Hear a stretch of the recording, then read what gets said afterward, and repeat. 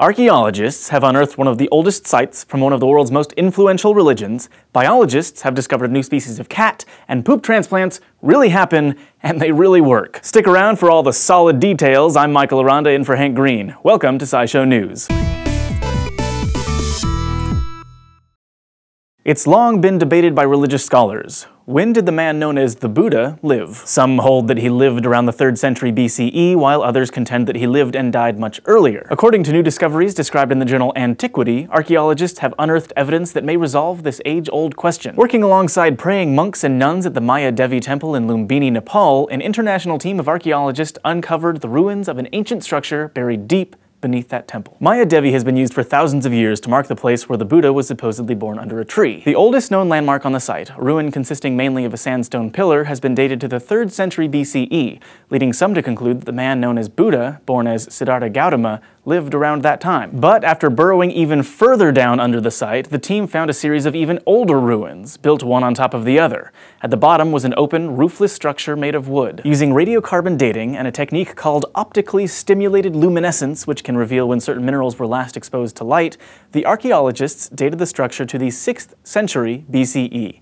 That's 300 years earlier than the sandstone pillar. In the center of the wooden structure's open space, archaeologists found the roots of an ancient tree, further suggesting it may be Gautama's birthplace. The Director General of UNESCO, the UN agency that took part in the research, called it an important discovery at one of the most holy places for one of the world's oldest religions. Now, get ready for your weekly dose of adorable, because we're talking a whole new species of cute. In Wednesday's issue of the journal Current Biology, Brazilian geneticists introduced the world to a new species of wildcat. Much like the olinguito, which we told you about a few weeks ago, the new species was hiding in plain sight, mistakenly lumped in with a different one. This is something biologists sometimes call a cryptic species. The house cat-sized wildcat, known as Leopardus tigrinus or oncella, lives throughout Central and South America, but biologists have disagreed about whether there are actually multiple species of them. Various populations of the cat have lots of physical differences, and they also seem to prefer different habitats. So, biologists sequenced the DNA of 2 oncella populations and compared them to 2 different species of Brazilian wildcats, the pampas cat and Jeffrey's cat. They found that the 2 oncella groups shared more genetic markers with those other cats than they did with each other. This suggests that there's no gene flow between the 2 populations and that they're actually 2 distinct species. The new species in the south of Brazil is now recognized as Leopardus GUTTULUS. Something. And now the part you've all been waiting for. Let's talk about poop. A study released this week in the journal PLOS ONE indicates that fecal transplants work. Whew.